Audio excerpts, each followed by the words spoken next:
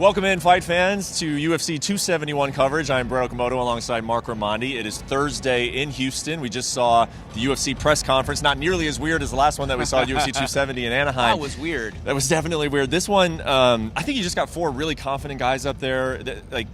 There's not really trash talk. It seems like Izzy and Rob have a healthy respect for one another. Mm-hmm. Same with Derrick and Tai, and they don't try. They don't try to manufacture any animosity. They just all respect one another, and they're all very confident going into these fights. At least that's what I took away. What did you take away from that? Yeah, and which is completely fine. I mean, we don't need to have someone talking trash at every press conference. They're four very good fighters. Both fights have a lot of stakes to it, and Derrick Lewis is Derrick Lewis. We're in Houston, the crowd was good. I tried my damnedest, Brett, to get Dana White to do a shoey, because Tai Tuivasa, I mean, is that not genius? It is. He's branding his own fake shoes to do a shoey out of. I mean, this is great stuff. Tried to get Dana to do it. But where's the beer? What happened? It was great to see. Things came full circle. My guy Marc was a very unpopular guy with the crowd when he asked that question at the start of the pandemic. And the crowd loved your question to Dana White, even though we didn't see the shoey. Maybe on Saturday. When I look at that I went from buoy to shoey, Brett. You did. Full circle. Just cut it. That was horrible. Just cut it.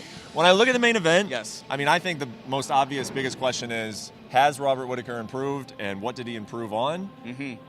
Or maybe, what will his strategy be this time? Maybe that is actually, to me, the biggest question. I don't necessarily, maybe it wasn't the skill level of Rob. I just think his strategy is going to be much different in this second fight. What is the biggest question for you going into this rematch? Yeah, I mean, I think that's really what it has to be, right? What changes has he made? Because the difficulty that he really had in that fight was getting inside to land those power shots or to even grapple with Izzy. Izzy has an 80-inch reach. He's a pretty big, as far as length, middleweight. And Rob Whittaker was a welterweight. He's a shorter guy. Yeah. He's got a much shorter reach, and that was a big issue for him. And look, if he solves that, it's a fairly even fight, I think. And I think that I'm confident that he's been back to the drawing board, and he's working with Johnny Lewis now, the boxer. I think that he'll have that corrected, and it'll be a much more competitive fight this time. Let me ask you one more thing about the main event. Yeah. And Israel, he's got the NFT around his neck. Yeah. And he just signed the new deal with the UFC.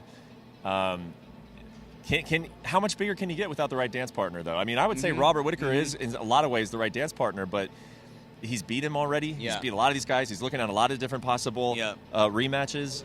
So a lot of different possible rematches. So how will he continue to stay hot and continue to build his brand when he doesn't have the right dance partner? That is a really, really good question, Brett, because he's already had rematches. Vittori was a rematch.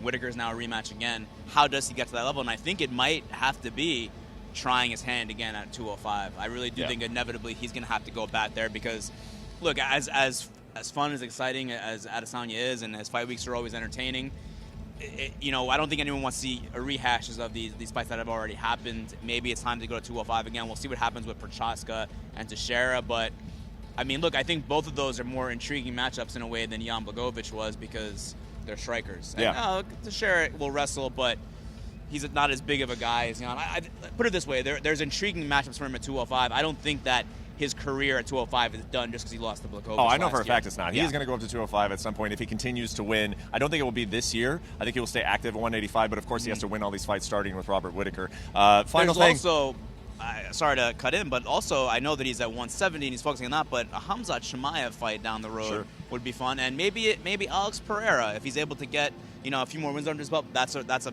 fight. He's beaten Izzy, of course, in kickboxing. There would be marketability behind that fight. Well, I'll tell you what, I think Izzy is doing everything he can do. I think that he does take some flack from some of the fans, that he says some outlandish things, but I think he always is kind of staying. He stays true to himself. I mean, he is that quirky guy, and it is a lot of the pressure is put on him to sell this division because he is lapping it, as he himself says. So we got that as the main event. We got the swanging and banging of Tai Tuivasa and Derrick Lewis. We're looking forward to both of those top two fights, and then all of them UFC 271. Stay tuned to ESPN. We'll be covering the weigh-in tomorrow, and then of course the fights on Saturday.